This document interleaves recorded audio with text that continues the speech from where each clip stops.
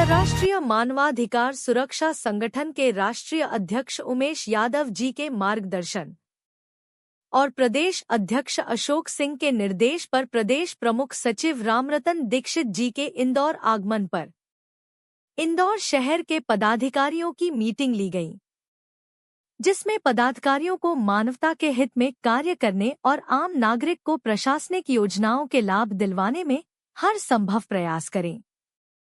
Meeting में उपस्थिति लाल सिंह निनामा प्रदेश मंत्री, मुकेश राठौर संभाग मंत्री, सतीश सोलंकी जिला उपाध्यक्ष, राजेश तिलवारी, सोनू शर्मा, रामनिवास सर स्कूल संचालक, रुपेश चतुर्वेदी, दिनेश विश्वकर्मा, लोकेश जी बंदे भारत न्यूज, राजेश विश्वकर्मा आदि पदाधिकारी मौजूद रहे। मीटिंग का उद्देश्य मानवता के हित में जो कार्य किए जाते हैं उनके आवेदन पर संबंधित अधिकारी, जिला कलेक्टर, कमिश्नर, थाना प्रभारी आदि स्थानों पर आवेदनों पर कार्यवाही नहीं की जाती है और उक्त मामलों को ठंडे बस्ते में डाल दिया जाता है, जिससे अंतर्राष्ट्रीय मानवाधिकार सुरक्षा संगठन के पदाधिकारी को संबंधित विवाद और सामाजिक कार्य करने में बहुत सी मुश्किलों का सामना करना पड़ता है और फरियादी को न्याय समय पर नहीं दिलवा पाते हैं। प्रदेश अध्यक्ष अशोक सिंह के अनुसार जल्दी ही मध्य प्रदेश हाई कोर्ट के माध्यम से आदेश पारित करवाकर सभी जिले के कलेक्टर महोदय को सूचित किया जाएगा, जिसमें समय रहते आवेदन का जवाब और कार्यवाही के विषय में चर्चा की जा सकती है और आवेदक को न्याय मिल पाए। सचिव जी द्वारा बताया गया है कि सभी जिलों के पदाधिकारी मानव हित के कार्य करने के लिए कुछ समय जरूर निकालें और अपनी माताओं और बहनों के हर संभव मदद करने का प्रयास करें। इसी के साथ ही मानव अधिकारों के बारे में समझाया गया और जब ना मिले कोई अधिकार तब साथ होता है मानवाधिकार के स्लोगन के साथ मीटिंग का समापन किया गया।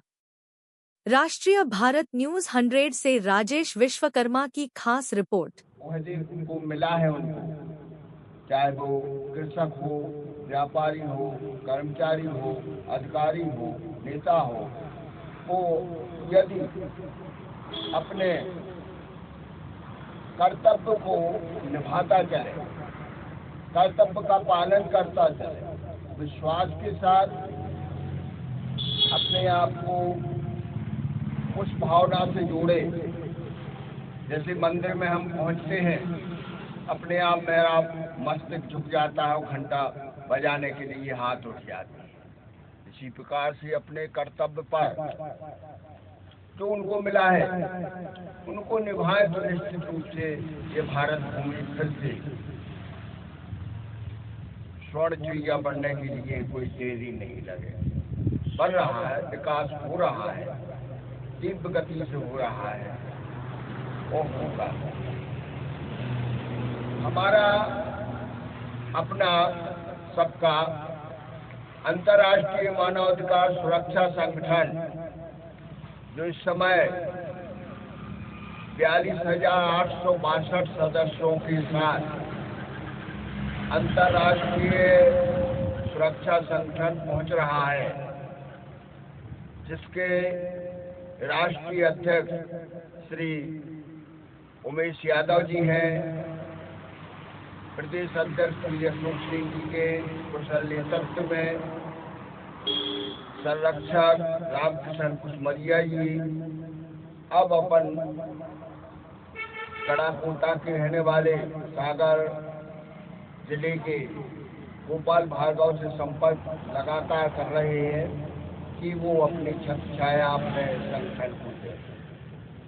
देखिए, संरक्षक के रूप में जब अपन को कोई ऐसा व्यक्तित्व मिल जाता है जो हमारे संगठन को, हमारे समाज को सिर्फ सहारा देते रहे तो अपन आगे बढ़ जाते हैं। हमारे संगठन में मूलभूत बात है कि आने वाली पीढ़ी को हम कितना शिक्षित कर पाते हैं, क्योंकि बिना शिक्षा के कोई भी पीढ़ी आगे नहीं बढ़ सकती। एक विद्वान ने कहा है कि जिस देश को गुलाम करना है तो सबसे पहले उसे 10 साल के लिए शिक्षा से हटा दो। तो हमारा कहना यही है कि बच्चों को शिक्षित कराया जाए, गांव-गांव में जन चौपाल लगाई जाए, उनके बच्चों से कहा जाए कि आप अच्छी शिक्षा अर्जित करो, अध्ययन करो, चाहे किसी भी क्षेत्र में जाओ। ऐसा नहीं कि हम सबको नौकरी मिल जाए। दूसरा है समाज में फैली हुई भ्रूण हत्याएं, बाल विवाह, इनको अपन को रोक लगाना है, क्योंकि जब तक अपने समाज में ये इस प्रकार के अंधविश्वास फैले रहेंगे कि बेटी हो गई है, क्या परेशान, ये होना है, वो होना है, लड़का चाहिए, लड़का चाहिए, उस धोखे में अगर हम किसी जीव जो जिसने आगे संसार देखा ही नहीं है उसकी हत्या कर दी जाती है, अपने सनातनी धर्म में नहीं है। अपन को रक्षा करनी है। जो मूलभूत सुविधाएं सरकार दे रही है उनके बारे में गांव-गांव में जाकर जन चौपाल लगाकर उसमें ये करना है कि उन्हें आधार कार्ड, समक कार्ड, पैन कार्ड, ये किस प्रकार से बनवाना है, सुधरवाना है, क्या करना है, ये अपने समाज में उनको जागृत करना है। अपने यहाँ जो मौसमी बीमारियां होती हैं उनके बारे में भी समझाइश देना है। साथ में स्कूलों में जाकर बच्चों को समझाइश ये देना है कि हमें उम्र के साथ दुष्कर्मों से भी बचना है। मोबाइल की लत हमारे आने वाली पीढ़ी पर पड़ रही है, जिससे हमारे बच्चे बोलना कम सीख पाते हैं। काफ़ी सालों के बाद वो बोलना आरंभ करते हैं, क्योंकि उन्हें माता पिता या माता के काम के कारण मोबाइल और उनकी आँखों पर भी असर पड़ रहा है। तो जो कुछ ऐसी भ्रांतियाँ हैं, तो इन बातों को, इन समस्याओं को अपन को जागृत करना है। समाज सेवा अपना मूलभूत कर्तव्य है। इस संगठन में कोई आमदनी नहीं है, पर अपनी आमदनी जो आप जीविकोपार्जन में कर रहे हैं उसका 1 या 2% अपन समाज के लिए समय निकाल कर उन्हें समझाइश दे रहे हैं, उन्हें ये बता रहे हैं कि भैया ऐसा से ऐसा करो तो ये ज़्यादा अच्छा रहेगा। समरसता अपने आना चाहिए। जाति भेदभाव अपन को मिटाना है। कौन बड़ा है, कौन छोटा है, सब मनुष्य हैं। यहाँ पर अपने कोई संस्था में काम होता है तो कोई झाड़ू लगाने का काम कर रहा है मंदिर में, कोई पुजारी है, कोई पानी भरने का काम कर रहा है। तो मनुष्य, सभी मनुष्य एक से है, ईश्वर की संतान है। उनके कार्य करने के अलग अलग रास्ते हैं, उनको दिए गए हैं, इसलिए ये जाति प्रथा बन गई है। अपन को सबको समाज को लेके चलना है। समरसता अपने अंदर होना चाहिए। मानवता सबसे बड़ा मूल कर्तव्य है। आज हमारे गाय माता दर दर भटक रही है, रोड पे आ रही है, खाने को नहीं मिल रहा, पड़ी रहती है। कोशिश बात ये करो कि इनको अच्छी जगह पहुंचाया जाए। अगर सहायता लायक है तो उनकी सहायता करें। और सबसे मूलभूत हमारा जो कहने का यहाँ तात्पर्य है कि आजकल दुष्कर्म के मामले ज़्यादा बढ़ रहे हैं। माता पिता अपने बच्चों बेटियों पर ध्यान दें कि वो मोबाइल का उपयोग कैसे कर रही हैं, किताबों का उपयोग कैसे कर रही हैं, किससे मिल रही हैं, क्या कर रहे हैं। कभी कभी प्रश्न उठता है साहब कि अगर हम खेती कर रहे हैं तो खेती देख लें या नौकरी देख लो, बच्चों को देख लें। उसमें से भी अपन को समय निकालें। इतने केस आज बढ़ रहे हैं मोबाइल के कारण कि हमें समाज को बचाना मुश्किल पड़ रहा है। हमारी बच्चियाँ इस समय अंग्रेजी के जो गिनती है 13 से प्राप्त करती हैं, 13, 14, 15, 16, 17, 18 और 19। यहाँ पर उनकी समझ नहीं है और वो किसी भी कार्य करने के लिए कोई भी लोक लालच में आकर अपने माता पिता को भूल जाते हैं। परिणाम उनके ऐसे देखने को मिलते हैं कि पूरे परिवार और मोहल्ले को, गांव को अपना मुंह दिखाने लायक नहीं बचता।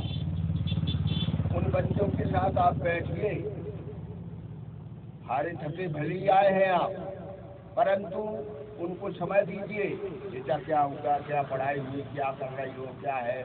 उनके पहनावे पे, उनके रहने पे थोड़ा बहुत उनके लिए समय दीजिए, तब अपन इस समाज को बचा पाए। अब आप लोग संगठन के बारे में जाने कि कम से कम एक व्यक्ति अगर 5 आदमी अपने संगठन से जुड़ता है तो इस समय जैसे मान लो यहाँ पर 10 आदमी जुड़े, 10 बटा 50 आदमी इससे जुड़ेंगे। संगठन जब भी मजबूत होता है जब वो इकट्ठा रहता है। फूलों की मालाएं आपकी हैं, अलग अलग फूल पड़े रहेंगे तो ये उतने सौंदर्य नहीं रहेंगे और या इनमें इतनी ताकत नहीं होगी। इसमें जो धागा रूपी अपना अध्यक्ष या राष्ट्रीय अध्यक्ष जुड़े हुए हैं, माला इसमें गूंथ दी गई तो एक माला का रूप उसमें ले लिया। इसी प्रकार संगठन में रहो, संगठन के लिए कार्य करें। संगठन में जो व्यक्ति जो पटवारी से लगाकर कलेक्टर तक आपको परेशान कर रहा है, आपके समाज को, वो बात लिखो, प्रांत में भेजिए आप वो समस्या। इनका नामांतरण नहीं हो रहा है, इनका परिवर्तन नहीं हो रहा है, हमारे यहाँ ये आवश्यकता है, जो जरूरतें समाज के लिए है मुख्य रूप से वो अपन को देखिए। आपके ID कार्ड के साथ में आया है एक उद्देश्य, शाम अंतर्राष्ट्रीय मानवाधिकार का एक पर्चा मिला होगा, उस पर्चे को आप अध्ययन कीजिए, समझिए और कभी कभी यातायात के संबंध में भी बताइए उनको कि किस प्रकार से अपन को बाईं ओर चलना है, इस चिन्ह का क्या मतलब है। सब गूगल पे आपको जानकारी मिल जाएगी। संस्था में जाइए तब आपके संगठन का महत्व बढ़ेगा। जैसे अपन ध्यान नहीं देते हैं, मदारी वाले आते हैं, डमरू बजाते हैं मोहल्ले में, सभी आदमी जुड़ पाते हैं। तो अपन को कुछ करना पड़ेगा, फिर तब पता पड़ेगा कि आपका संगठन चल रहा है। वो अगर अपन घर में बैठे हैं कि हम तो संगठन से जुड़े होंगे और कुछ करें ना, तो कुछ नहीं होने वाला है। मोदी साहब ने, मैं पार्टी से संगठन नहीं मतलब नहीं रखता है, परंतु मोदी जी ने सर्वप्रथम भूटान की यात्रा की। चलते रहिए, उनने चलते चलते आज राष्ट्र क्या विदेशों में भी अपनी छवि बना ली, क्योंकि वो चलते रहे। अगर अपना चलना बंद कर दें, यदि तालाब बन के रह जाएंगे और उसका पानी का निकास नहीं होगा, उसमें आमद नहीं होगी, तो वो सड़ जाएगा। इसी प्रकार से अपना शरीर है, इसको चलाते रहिए, समाज के लिए काम करते रहिए, आपकी पहचान बनेगी तहसील में, जिला में, प्रदेश में। और आप ऐसे महत्वपूर्ण संगठन से जुड़े हुए जिसमें हजारों की संख्याओं में व्यक्ति जुड़ चुका है, जिसमें यहाँ तक कि रिटायर्ड IAS ऑफिसर भी संगठन से जुड़े। इसमें अभी एक मुलाकात हुई, अभी हाल एक डिप्टी SP शिवपुरी के, वो संगठन से जुड़े हुए, उन्हें MBBS डॉक्टर भी इससे जुड़े हुए, माने ऐसा वैसा संगठन नहीं है। और उसके लिए अपन को अपनी छवि को आगे करना है। हमारे विश्वकर्मा जी यहाँ पर काम कर रहे हैं, लगन और निष्ठा से कर रहे हैं। हम आप सबका धन्यवाद उनके साथ देना चाहते हैं कि इसी प्रकार सब में लगन आ जाए, कार्य करने की क्षमता आ जाए, सब अपना थोड़ा सा समय संगठन को दें तो ये संगठन मजबूत होगा समाज के हित में, क्योंकि अपने लिए तो सब कोई जीता है, समाज के लिए आने वाली पीढ़ी के लिए जब जीता है तो ये अलग प्रकार की प्रसन्नता अपने अंदर आ जाए। आप पदाधिकारियों को क्या संदेश एवं निर्देश देना चाहते हैं?